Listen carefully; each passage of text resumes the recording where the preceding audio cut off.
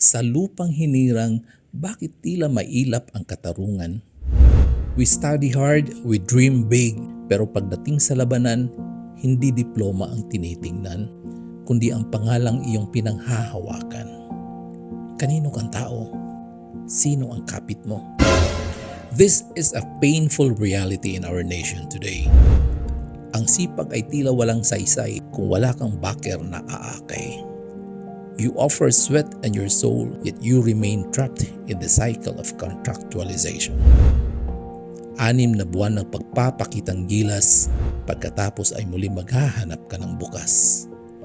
It is a system that breaks the spirit where the unqualified rise to the top just because they are tao ni mayor o bata ni gobernador. But listen to me closely. The weight of your struggle is the forge of your strength. Hindi habang buhay na ang koneksyon ang tanging pundasyon. Sa bawat pinto na isinara dahil wala kang kakilala, tandaan mong ang gintong dumaan sa apoy, mas lalong nagliliyab at tumitingkad ang kulay.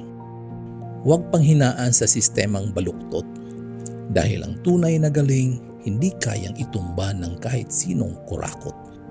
Ang iyong pawis ay hindi sayang, ang iyong pagod ay may patutunguhan. Darating ang araw, ikaw naman ang titingalain ng sandaigdigan. They might have the connection, but you have the conviction. They have the influence, but you have the resilience. Stand tall, Filipino worker. In a world of shortcuts and shadows, be the light that burns through the noise. Huwag kang mawalan ng pag-asa, for one day, the names they drop will fade. But the legacy you built with your own 2 hands will remain, unshakable, unbreakable, and eternal.